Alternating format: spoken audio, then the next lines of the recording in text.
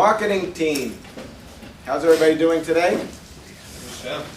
Good. So today we're going to talk about a very important aspect of marketing, which is segmentation and some of the related concepts.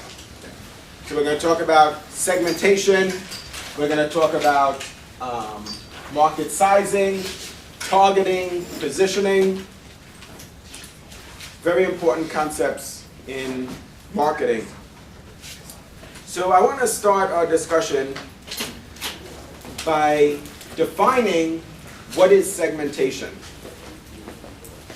So segmentation is, when we say segmentation, what we're talking about is dividing a market into submarkets or into segments. This is chapter 9. Everybody follow what I'm talking about? When we talk about dividing a market into submarkets, we're going to take a large market and we're going to divide it into smaller segments. So any given market is going to be made up of a group of segments. So segmentation is dividing a market into smaller segments. And then once we do that, what we're going to do is quantify the size of those segments. We refer to that as market sizing. So right now I'm just giving you an overview. We're going to get into the details, but I want to give you the big picture as it relates to segmentation. So we segment the market into smaller segments, we quantify the size of the segments, and then once we've quantified the segments, then what we need to do is select segments. So we have to target segments, specific segments that we want to penetrate. So we want to find, we want to identify segments to sell our product or service. And we need to do a market analysis to understand what segments are going to be more ideal versus other segments in the marketplace. And then we need to decide on how we're going to position our brand in the market. Because remember, we said all the products in a given category have the same generic functionality. Do you remember that? We said, for example, all cars provide the same generic functionality, which is? Transportation. Right, transportation. And what makes one car unique from another is that each car is wrapped in a brand.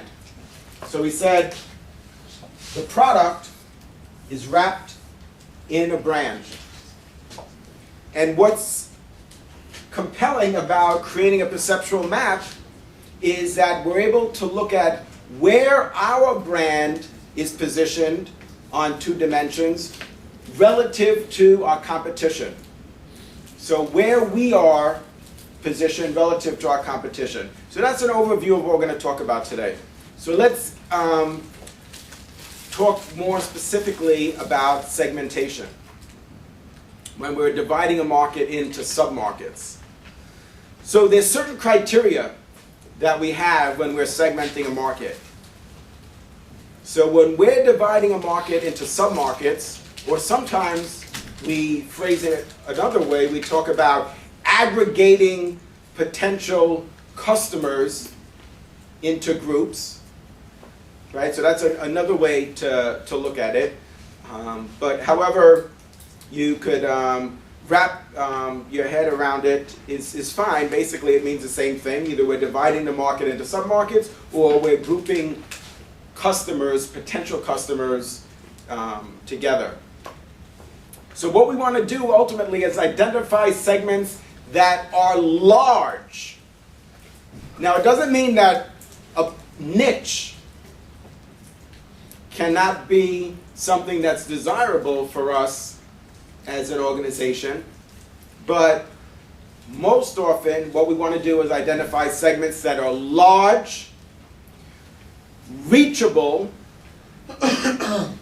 So when we identify a certain segment of, let's say, people who play golf, Well, that segment can be pretty large in the United States, but importantly, we could also reach golfers.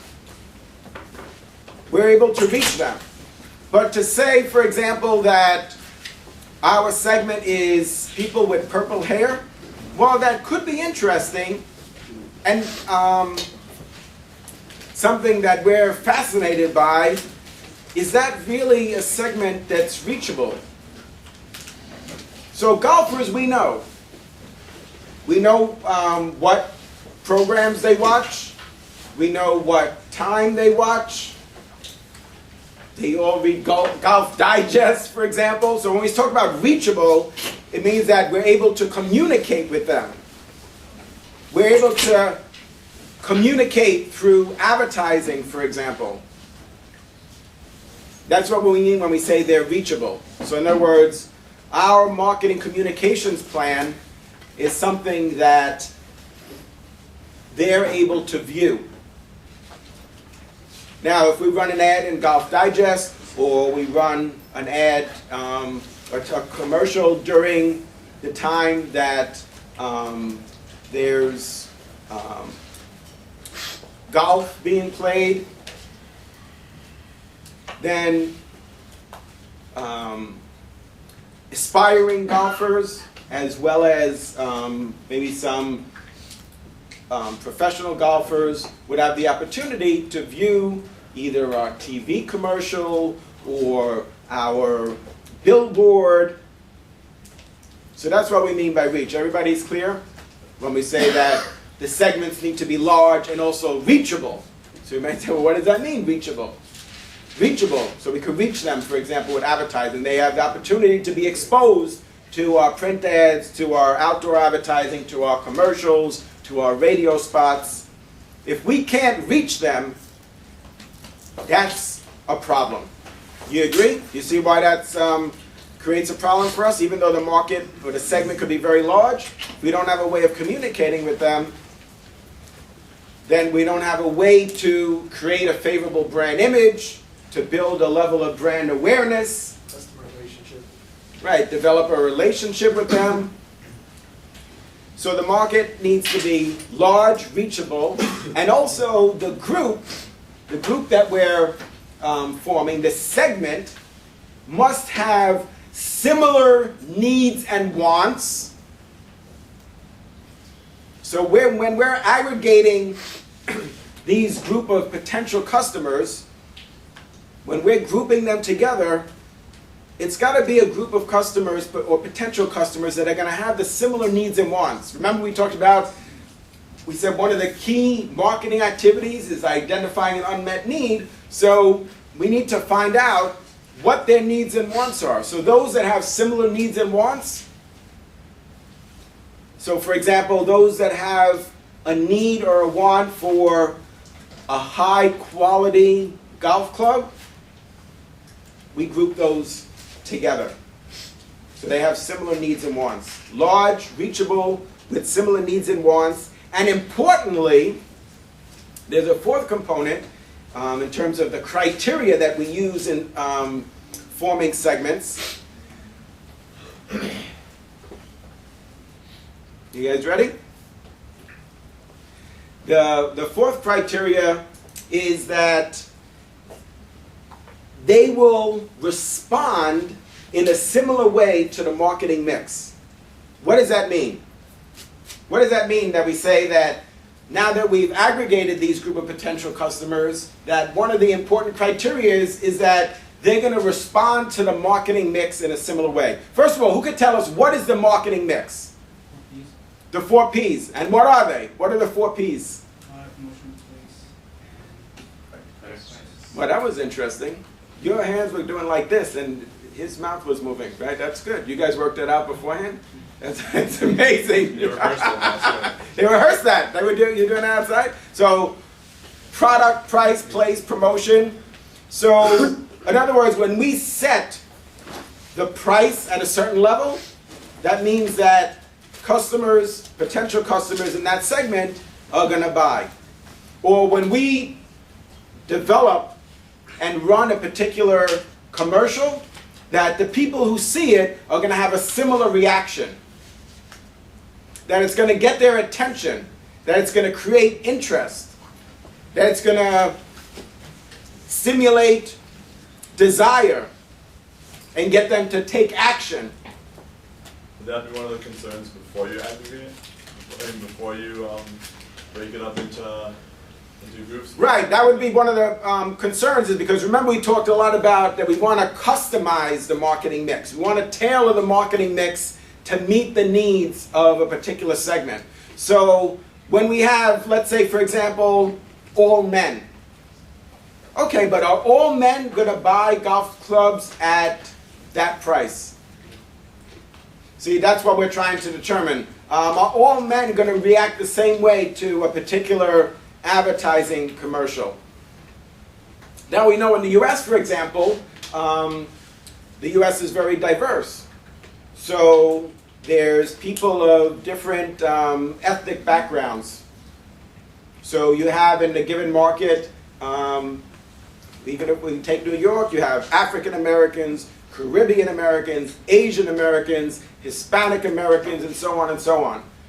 So are they all going to respond to our commercial the same way? No. Are they all going to have the same reaction? No, so we need to anticipate that. So when we form a segment, we want it to be large, reachable, the members of the segment to have similar needs and wants, and more often than not, they're going to respond to the marketing mix in a similar way. Not always, right? It's not perfect. It's not going to say every single person in that segment is going to respond the same, but ideally. Why? Because that's going to be cost efficient for us. Questions? So one of the things we need to think about is, well, that being said, so we know what the criteria are. Who could tell us? What are the 4 criteria? Go ahead. Okay, so the group must have similar needs and wants, and which there also have to be large and reachable, right? And they will respond to the marketing mix as like the same. Right, in a similar way. So now that we know what the criteria is, the next thing is, well, how do we segment the market then? We know what we're trying to achieve, so we have the criteria. That's smart. We identify that first. What are the criteria? But then the question is, well, how do we go about segmenting a given market? So there's a number of ways that we could do that. So let me tell you what some of the key ways are first. Demographic segmentation, geographic segmentation, psychographic, and behavioral.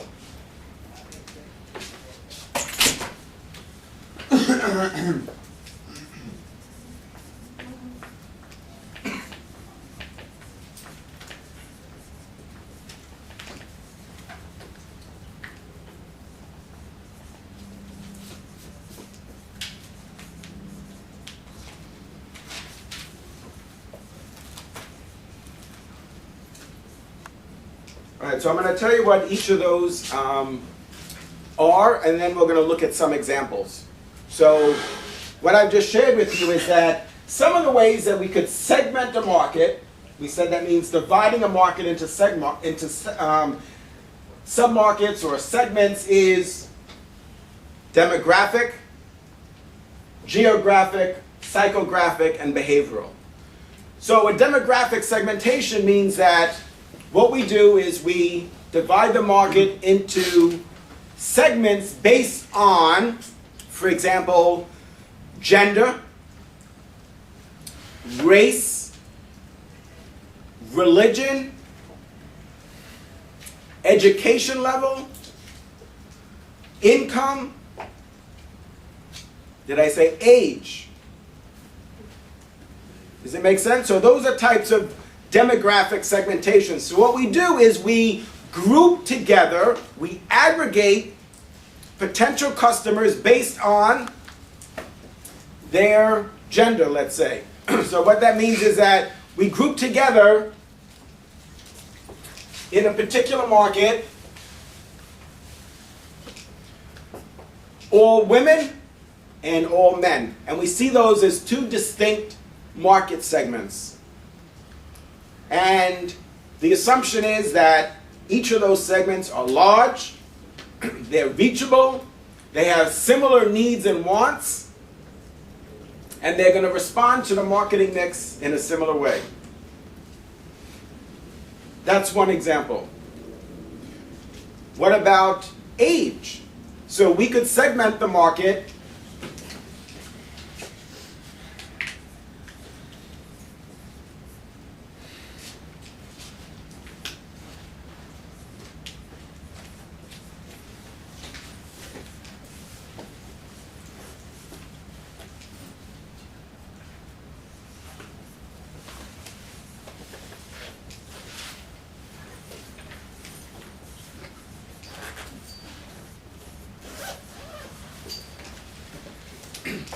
So what this suggests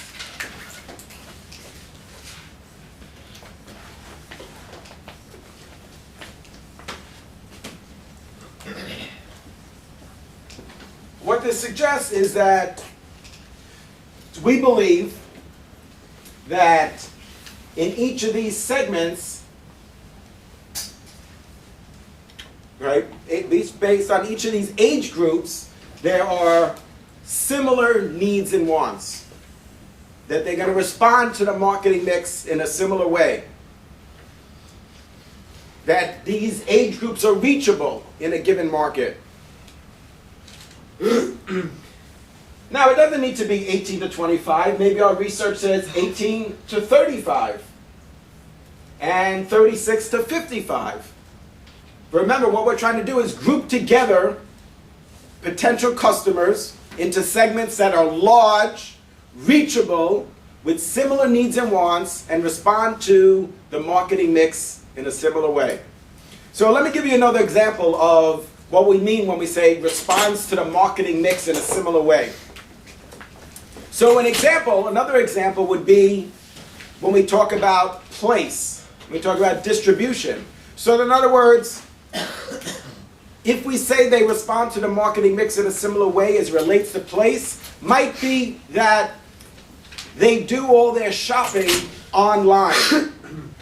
Now that's a key takeaway. So when we think about whether or not this is a compelling segment, and we say it responds to the marketing mix in a similar way, that would be a really good example.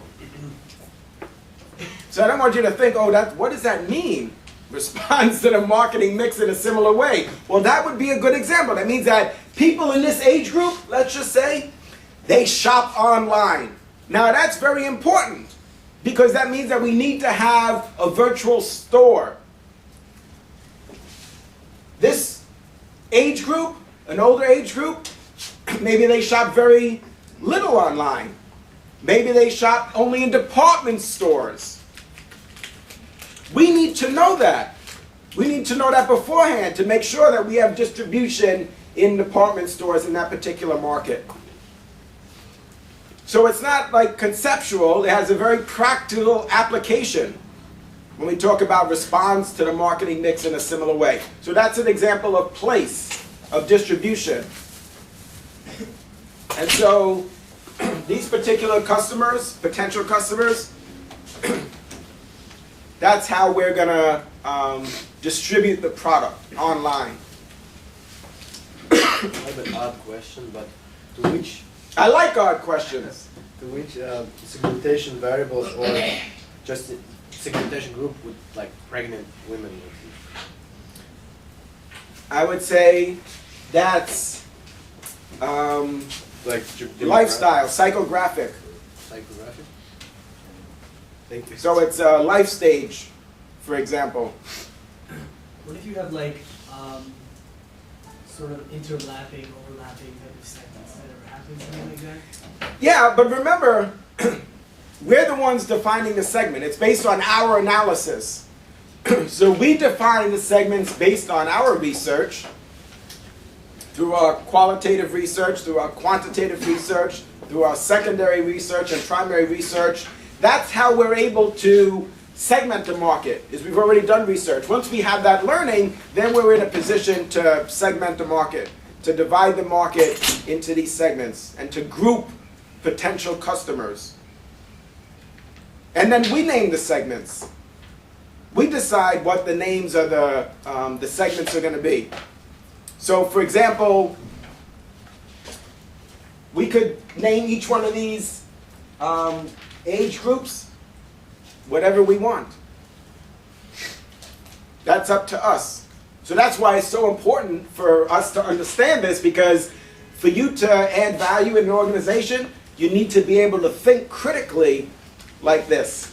You need to be able to do this type of critical analysis, because what's going to come out as a result is going to be a significant opportunity for the company. And the way that you're going to segment the market very often is going to be different from the way somebody else is going to segment the market.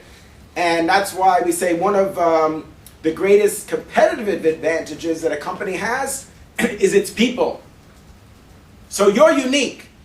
They could hire other people, but there's only one of you, right? So your creative genius, your analytic skills, your critical thinking ability is what's going to be unique in an organization. And that's what's going to help the company to be successful and profitable. Somebody had a question here? Go ahead. Yeah, can you explain again what is psychographic segmentation? Yes, we're going to get to that, but I want to try it. So I gave you an overview of what those ways that we could segment the market. So we're going back now to talk about demographic segmentation, geographic segmentation, and so forth. So we'll segment the market. This is an example of a demographic segmentation. We could segment the market by religion.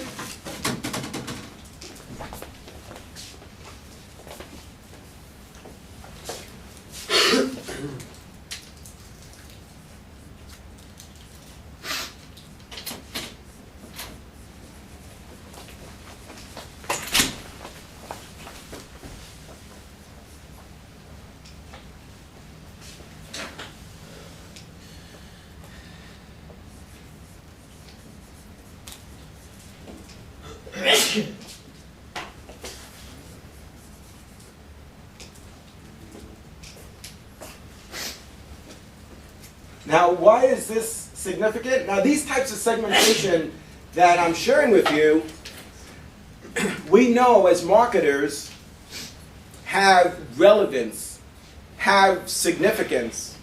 That's why I'm sharing this with you, is because these are certainly, there's a lot of ways that you could segment a market. A lot of different ways. Here are some traditional ways to segment a market that could be very insightful and very compelling, but they're not the only ways. Why does this make sense? What do you think, based on what we said, the criteria that we have for segmenting a market, why would it make sense to segment a market based on religion?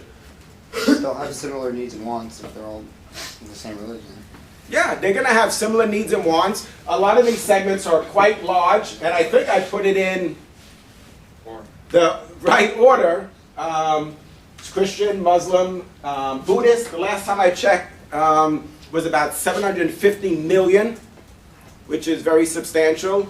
And then there's a few others that actually, in terms of the Jewish population, is only about 14 million.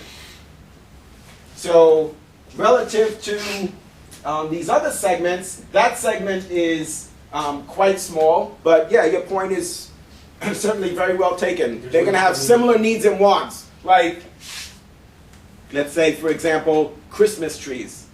Well, you could, if there's, once we do the market analysis, it's going to be very important to know if 88% of the market is Christian. Then you know you might have a good chance of selling Christmas trees in that market. Now, there might be other manufacturers of Christmas trees, but if it's 88% Muslim, that's a problem, right?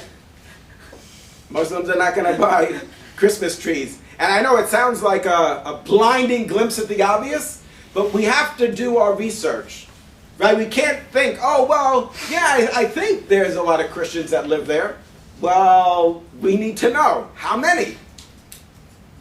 Is it half the population? Is it 10%? Now, if it's 10%, it might still be worthwhile for us to pursue that opportunity. But we have to go through the analysis. How general or specific does one want to get in the research department?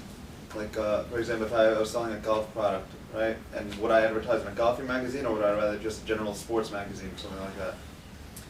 I would do both. Because remember, our challenge is to reach the target market. So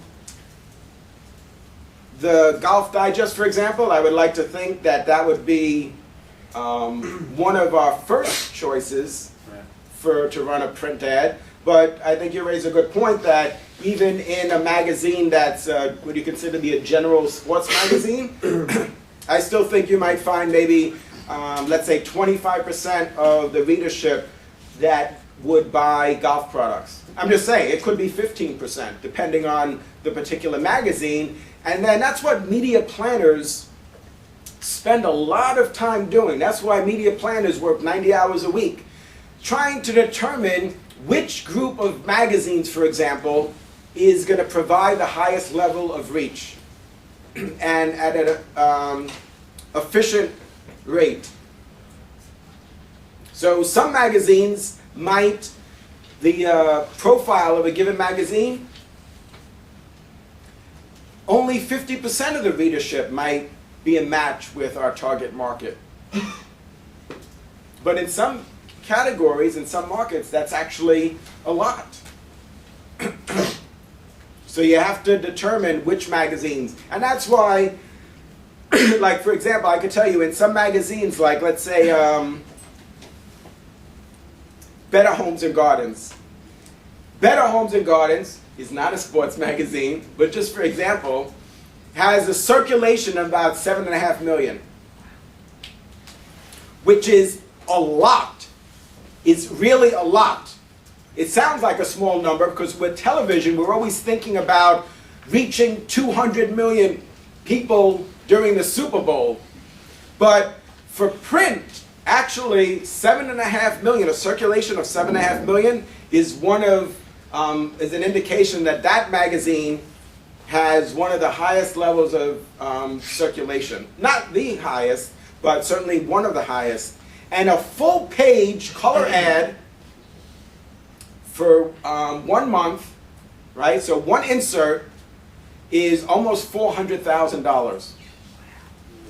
So you think, $400,000, I always hear them talking about spending $50 million on an advertising campaign. Yes, $400,000 times 12 months is what, almost $5 million. And then one magazine is definitely not enough. I can tell you from my own professional experience, generally we advertise in 10 to 12 magazines. So now went from what, $400,000 a month to now you're talking about spending, if you were just to spend in print, right, you could easily spend 30, 40, $50 million. Now mind you, other magazines that have less circulation are going to charge less for a full page ad. So some of them might be 300,000, some might be 200,000, some might be 100,000, 50,000. Yes, go ahead. But for that magazine, yes, there's 7 million subscribers and viewers of it, but isn't that a very wide base? Like, how do they know how to corner that market? Who are they advertising to in that case? Because there's going to be so many different types of people reading that magazine. Right, so absolutely. So one of the challenges in advertising is that there's waste. That we're reaching people who are not in our target market or are not part of the target audience. What media planners do is try to minimize the waste. But for example, one of the former executives at Procter & Gamble, which you know is a very successful marketer of consumer products, one of their former executives said, this is like maybe 20 years ago, 25 years ago, but it's so relevant to your point. He said, I know that 50% of my advertising budget is wasted. The problem is, what you just said, I don't know which 50%. Now, that's just a realization of the market, right? You're right, but it's not perfect efficiency. We know that we're reaching some of the target audience, but we also know that there's people who's reading the magazine who are not part of our target audience. So we're going to try to pick the magazines that have the best CPM, cost per thousand, and those that are going to reach a greater percentage of our target audience. But in some cases, we have to use a publication that is going to reach people that are not in our target audience. That's one of the, certainly the disadvantages of advertising on television is, yes, of course, you're going to reach a lot of people advertising on television, but you're going to reach a lot of people that are not in your target audience. So if you sell soda, for example, then television would be a good way to advertise, whether it's during the Super Bowl or any other time. Because pretty much, you would like to think that everyone is your target market. That certainly would be the aspirational goals of Pepsi or Coke, although there's quite a few people who don't drink soda. But those non-users, maybe they would try the product. So those are examples of demographic segmentation. We could also segment the market by geography. Go ahead. Do any of these ever overlap that gets that specific in trying to target like a very specific section of the market? Overlap in which way? So in other words, they're religion, age, they're Christian gender, and between the age of 25 and the to gender and the, yeah. So what we want to do when we say our target market, that's a good point.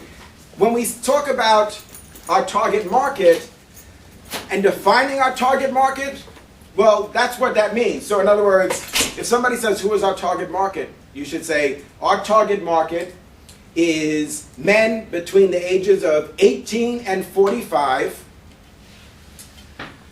who have at least a high school education and live in the United States and are of any race or religion. So that's all-inclusive. So it says that, yes, they are in that age group, and they could be 28 to 45, but they could also be Hispanic American or Asian American and Caribbean American, and they have high school education. Right, so there's that overlap. Is that what you're trying to say? Is that right, they're both? right. That they're in that age group and they're also Jewish and they have high school education. So and that's fine. That's what we need to do when we define our target market. But then what happens is our target audience, which is who we want to reach with our advertising, is very often a subset of our target market. Do you see why that is?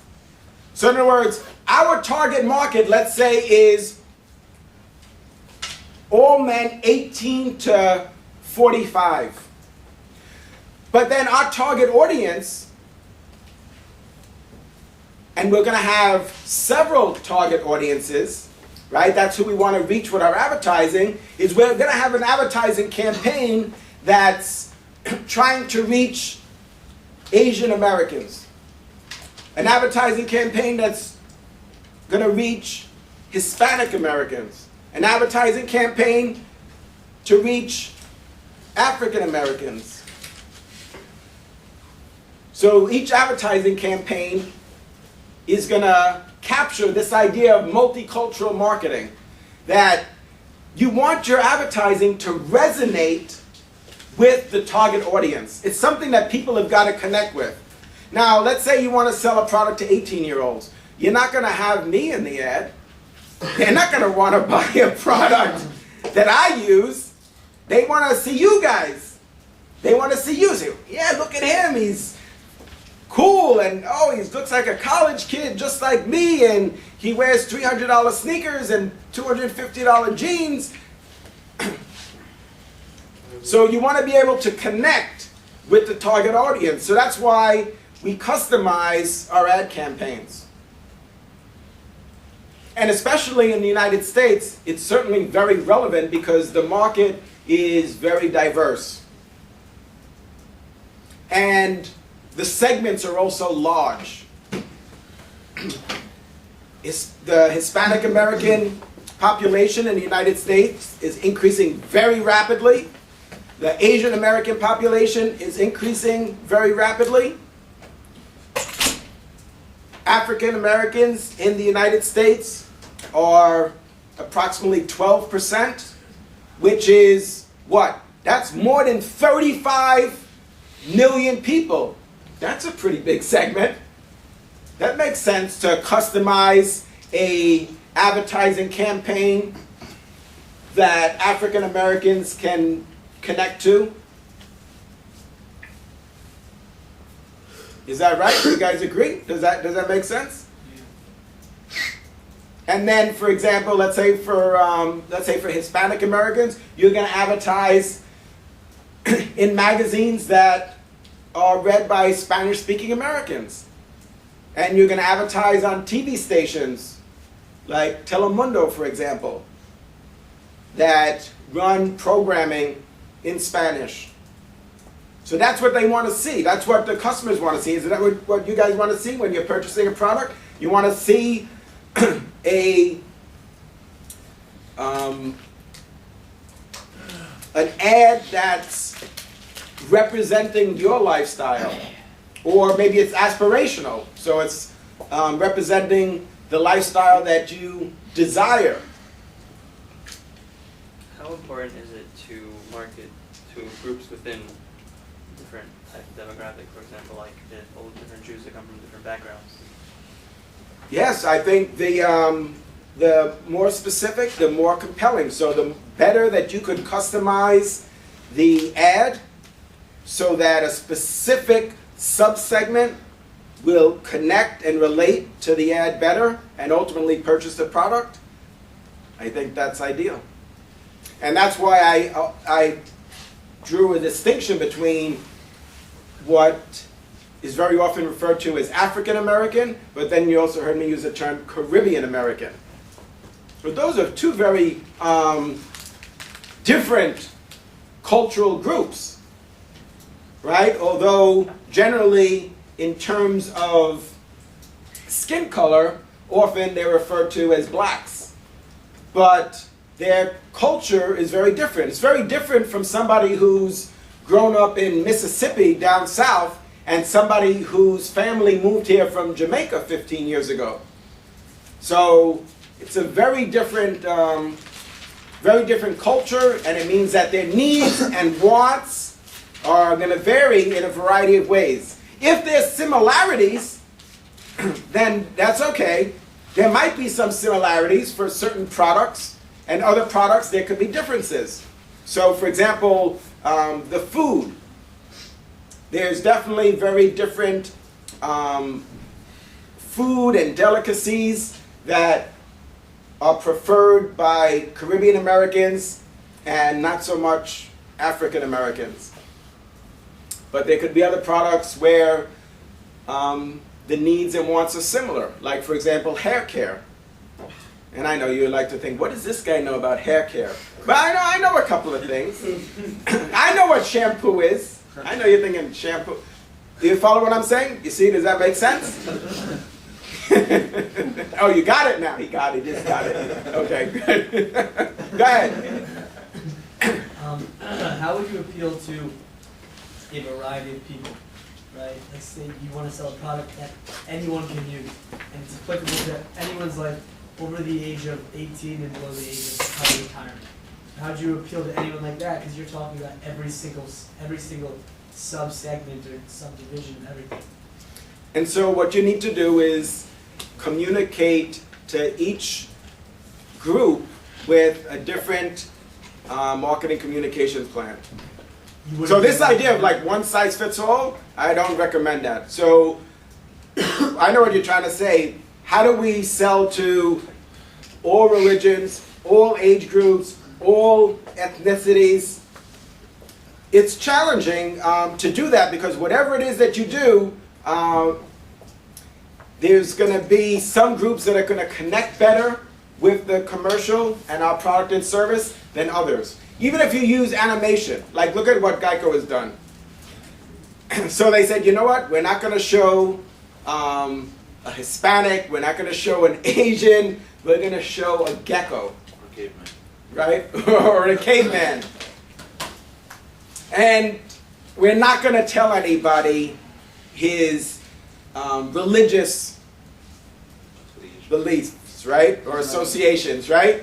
Leave that to your imagination. We're not saying he's an atheist. We're not saying that the gecko is Jewish or Christian, but that's something that's TMI, too much information. We're not going to share that. But then you say, oh, well, coach, why not? That sounds like a good idea. We'll use the gecko, and wouldn't everybody relate to that? But what about humor?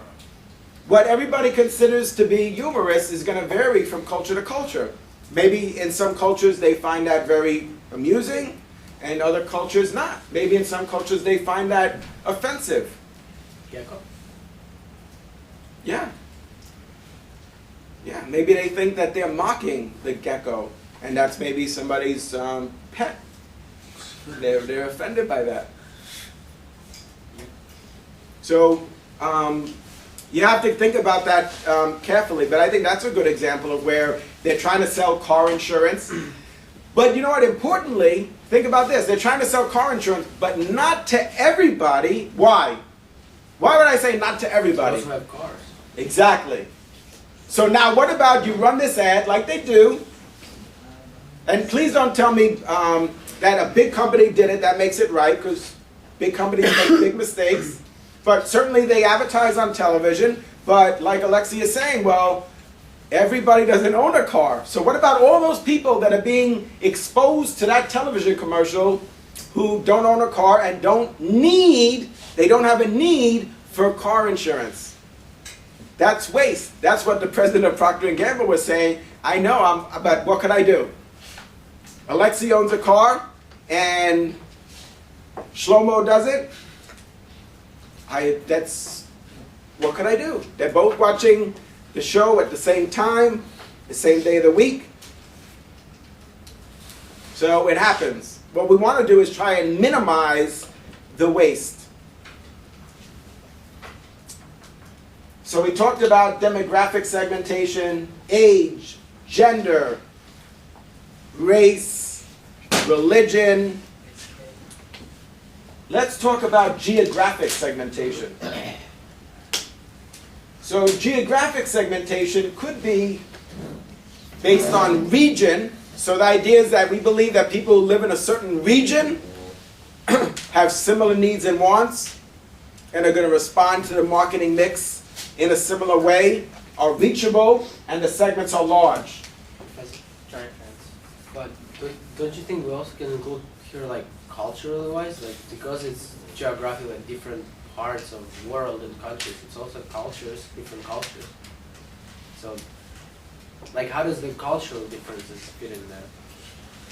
Or In it's part of what, geography? in terms of regional? Yeah, like geographic segmentation would also be cultural segmentation in certain sense. Oh, so absolutely. So maybe this is not relevant for the particular product or service that we want to sell. So you guys got what Alexi is saying? He's saying, well, in North America, we have the United States, Canada, and Mexico. What was that?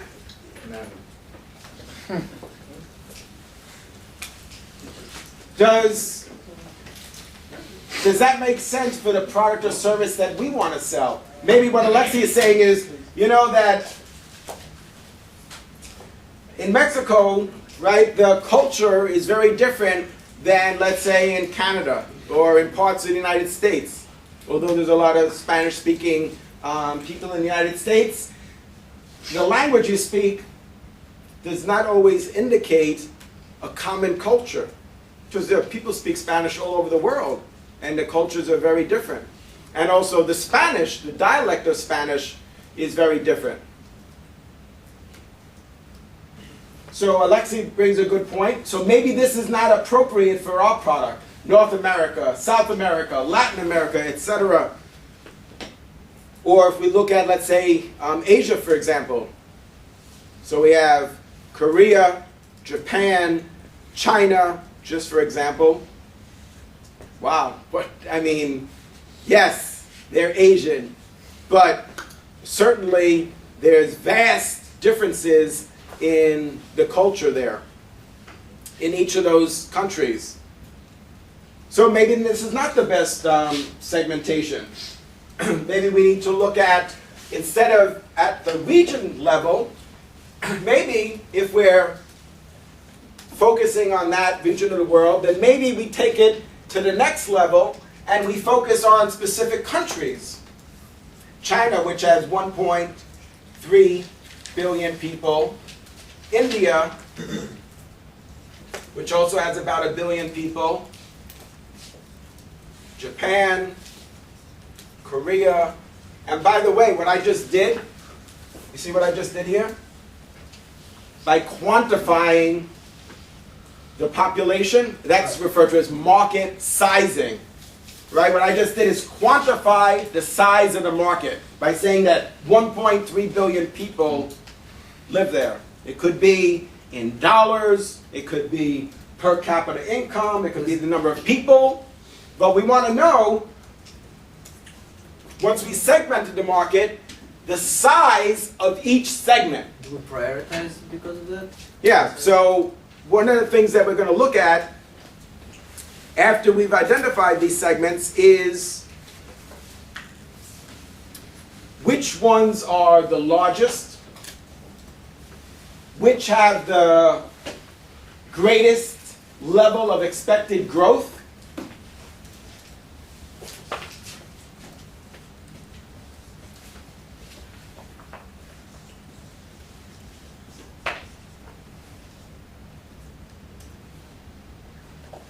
we're going to look at the concentration,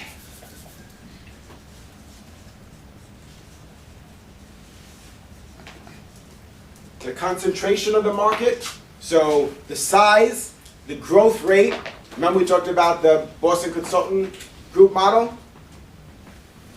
Remember? We talked about portfolio analysis, and we talked about the stars, the cash cows, the dogs, not to be confused with dinosaurs, and the question marks, right? So the size of the market is important, the rate of growth, the concentration of the market. So in other words, what percentage of the market is controlled by, let's say, 5 competitors? So in other words, is the market highly concentrated, or is it highly fragmented? So a market that's highly concentrated, for example, is wireless communication in the United States. So basically in the United States, what do we have? Like 4 companies that control literally about what? 90% of the wireless communication in the United States. The largest is AT&T, then Verizon, then Sprint, and T-Mobile. Right? Aren't those the 4 largest competitors?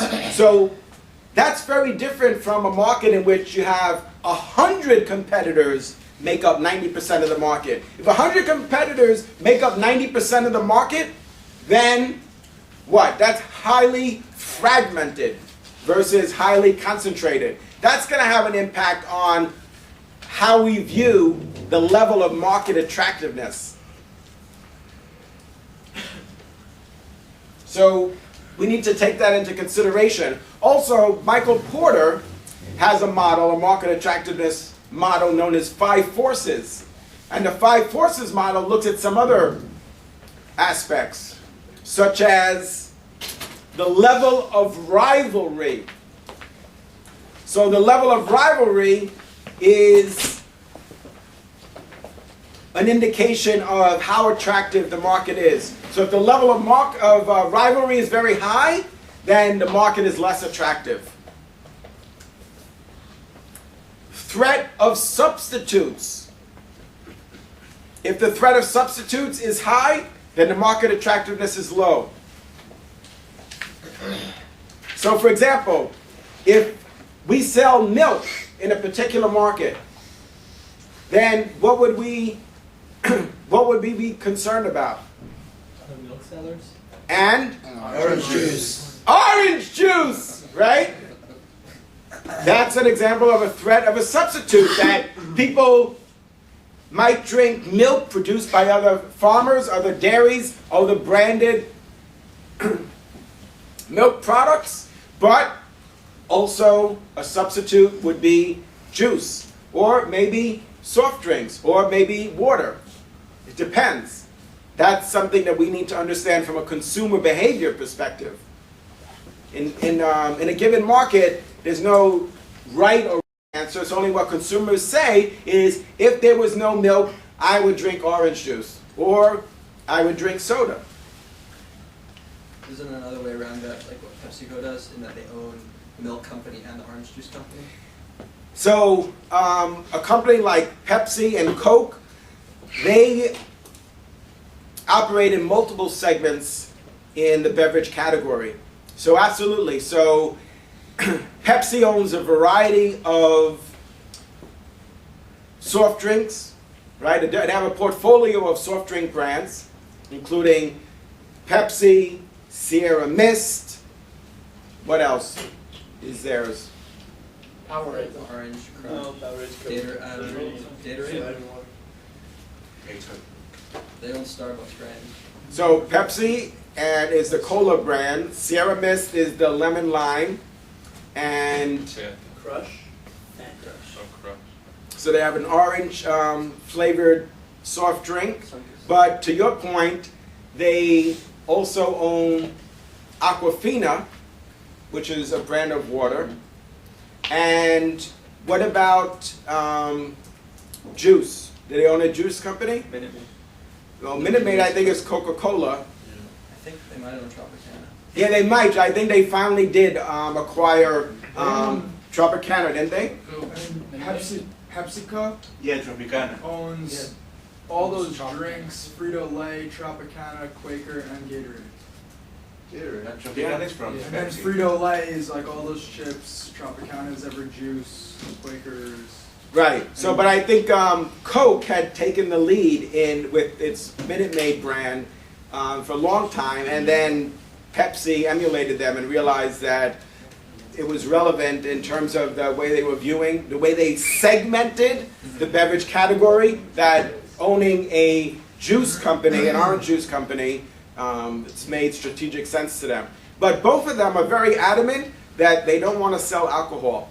Now in the US, 60% of the dollar sales in the beverage category are alcohol. So in the US, the beverage category each year is about $200 billion at retail each year. $120 billion is sold as alcohol. And the other 80 billion is soft drinks, water, juice, teas. It's quite interesting though that by Coke or Pepsi diversifying, owning the milk and the orange juice company per se, they're not competing with themselves, but they're competing with now Coke. And since everyone is now diversifying, they're all just competing with each other rather than within the different categories. Yes, it's very interesting to think about who are your direct competitors and who are your indirect competitors. And they might be competing within the organization with themselves. Now, why would you do that? Because if you now own an orange juice company and you are known for selling soft drinks, and that could be what people perceive as being a substitute, then maybe your Pepsi sales are going to go down. But the logic is that if we don't cannibalize, because remember, anytime we introduce a new product, we want to achieve incremental sales. We want to have incremental revenue. We don't want to just replace sales.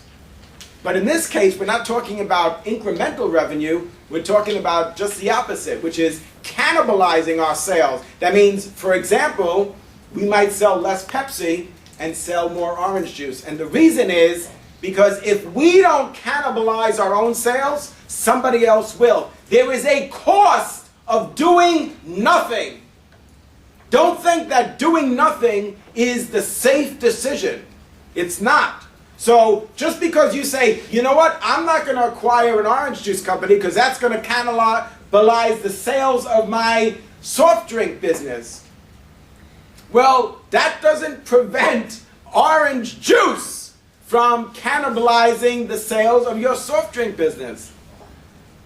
But they're also just reaching a whole nother market also. People just drink orange juice and not soft drinks, so it could be profitable, not taking away from the other sales. Oh, absolutely. I think it's a good idea in terms of expanding their business. Absolutely. Yeah, I think it makes a lot of sense. You know, like they say, if you can't beat them, join them. So if you know that one of the substitutes is orange juice, so then why not also sell orange juice? You don't want to have this, remember the first day we talked about the difference between a marketing orientation and a production orientation. Production orientation means that we make what? We try to sell what we could make. Whereas the marketing orientation is we make what we could sell. Remember we talked about that distinction? We said the marketing orientation is focused on making what we could sell. So it's not just because we have a soft drink bottling capability that we're just going to produce soft drinks and just try to sell as much of that as we can. That's a production orientation. The marketing orientation says we're going to find out what customers want. And what we found out, and what, without even doing in-depth analysis, just walk into any grocery store, you'll see that there's a need for different types of beverages. Soft drinks, juice, water, tea, etc. You said PepsiCo is adamant on not going to the alcohol industry. Why is that? Focus. At one time, diversification, now there's two types of diversification, related diversification and unrelated diversification. So if you're a soft drink company and you acquire a bottled tea business or orange juice, that's considered to be a related diversification. Now what companies did in the 70s, which was considered to be very common, were any of you born? Were any of you alive in the 70s? I don't even think so. All right, maybe that was a bad example. But anyway, in the 70s, right, which was like at the dawn of time, basically, right? In the 70s, companies were focused on unrelated diversification. So you would have, for example, cigarette companies buying food manufacturers. Philip Morris. Exactly. So R.J. Reynolds and Philip Morris, that's pretty bizarre. What did you think? You have retailers. Remember we talked about Sears, that they acquired an insurance company, Allstate. They acquired a brokerage firm, Dean Witter, and Discover Financial Services. What does that, I mean, you're a retailer. And at that time, or just prior to that, they were the nation's largest retailer. What business do you have owning an insurance company? Your stock and trade is retail. But that was very common. News companies owning theme parks and alcohol companies and so forth. But there's some advantages to being diversified that way, and there's also some disadvantages. And the biggest disadvantages, or one of the biggest disadvantages, is lack of focus. It's this idea that you can't be a jack of all trades. If you're a retailer, be the best at retailing. But you can't be a retailer, right? It's very challenging to be an effective retailer, to be an effective merchant, and also run an insurance company and a brokerage firm and a credit card business. Or like some of these other companies, I mean, there's a lot of examples of these conglomerates that were formed. Companies that own, like General Electric, for example, still today is a very large conglomerate and has a very diverse holdings. They've been very successful. It doesn't mean that some companies can't be successful with diverse holdings, but the reward on Wall Street, if you will, is on companies that are focused. And they believe the more focused, the more profitable the company is going to be. So the paradigms shift, but that's the way the market is today. All right, so we talked about demographic, we talked about geographic, and what else? What else did I mention? Psychographic. Psychographic is about lifestyle. Lifestyle and personality. So when we segment the market by lifestyle, that means that we believe that a certain lifestyle has similar needs and wants, and that they're going to respond to the marketing mix in a similar way. Like, for example, what would be an example of a lifestyle? Somebody mentioned before, they said, what about if you're pregnant? Did one of you guys ask that? Do I look like I'm pregnant? People always ask me, when is the baby coming? And also they said that, well, you know, if things don't work out for you, you know, Christmas is coming, they're always looking for Santa Claus on 34th Street, so keep your options open. But I told him, I said, I could never do that. Santa Claus had hair, right? Lots of it. So in terms of lifestyle, there's golf. Yeah, golf is certainly different types of sports, but also your life stage. So for example, married with kids. So like life stage would be single, married, married with kids,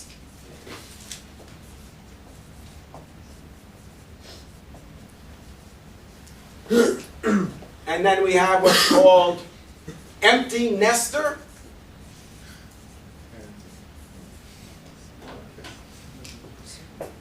What does that mean, empty nester? Okay. Right, when you finally get the kids out of the house, right?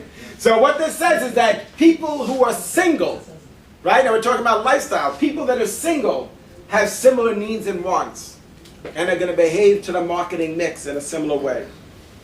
Is that everybody who's single? No, it's not. But remember, we're looking for ways to segment the market that are going to help us to operate efficiently and to be profitable and maximize our sales. So maybe this is not the best way to segment the market for our product and service. Married, same assumption. Married with kids, empty nesters.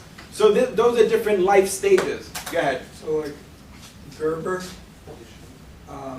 they sell life insurance, but they sell babies' life insurance. Mm-hmm. So is that them segmenting the market away from another baby food company where they're just selling baby food? With Gerber, you are getting your baby food and, you know, getting the, you know, your kid needs insurance. Well, I think what I'm hearing you say is that what they did is they identified the market as life insurance. As baby food.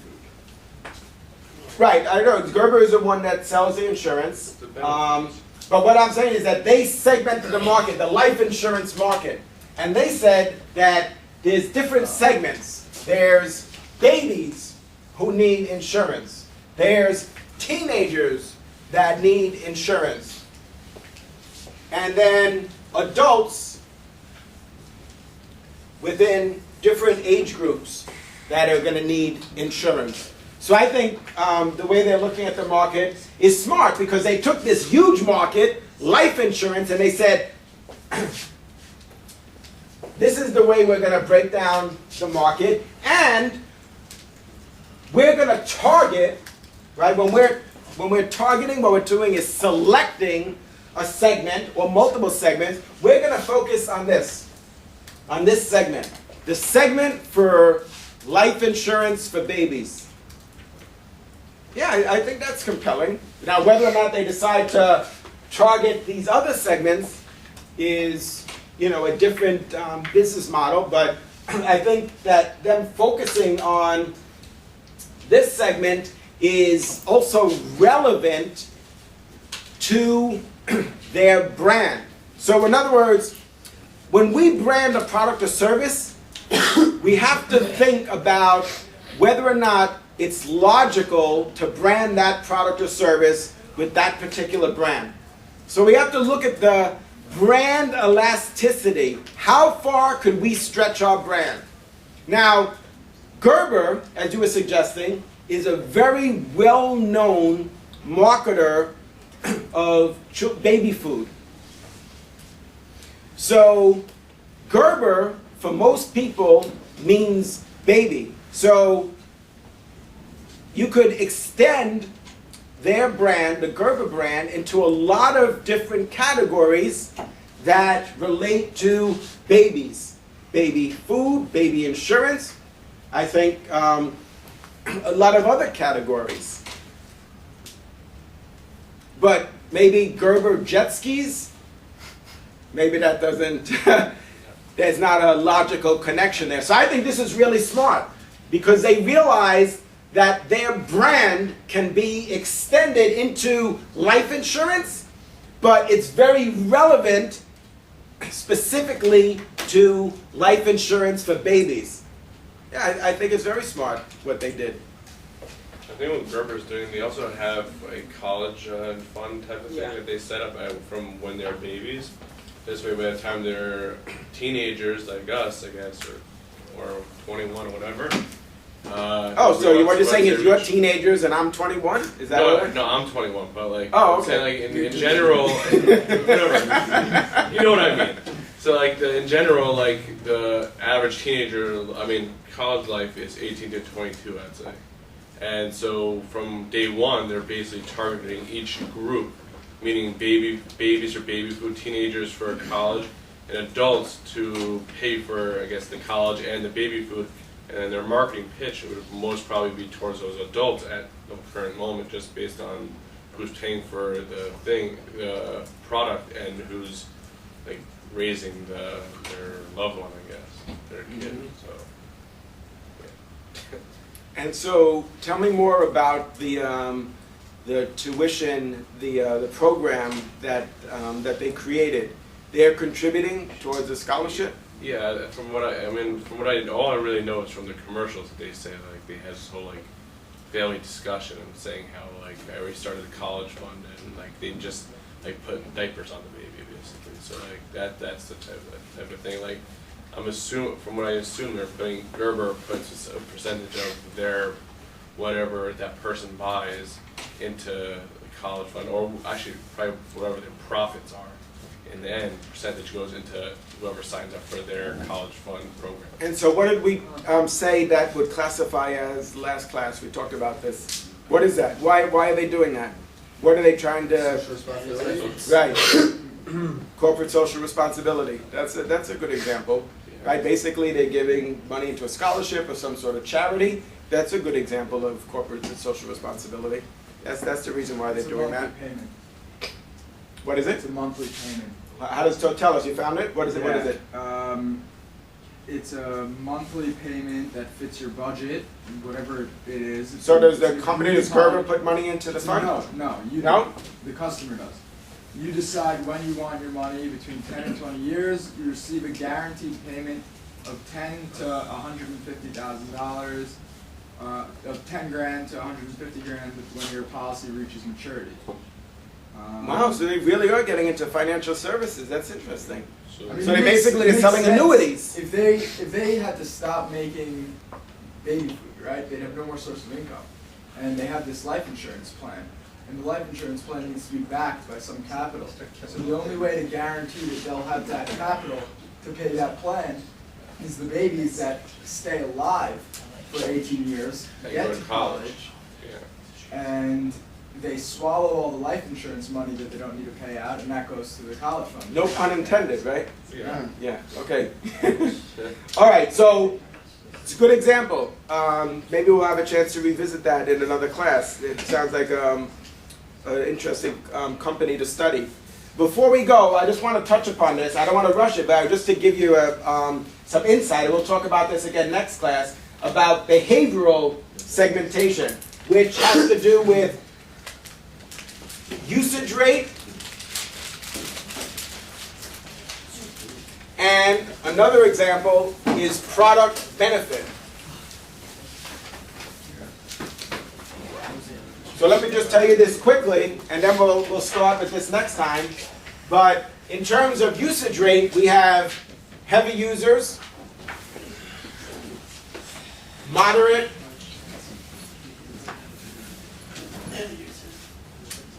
and light. And we'll also talk about product benefit and how that's a significant way to segment the market. So a good example would be toothpaste, for example. What they do is they segment the market by the benefit that the customer wants. So for example, some customers buy toothpaste because it fights cavities. Others, white teeth. Others, fresh breath. Others, fights plaque, etc. All of those are compelling ways to segment the market. All right, before you go, what I want to do is give you this sheet, which is a review of Chapter 1.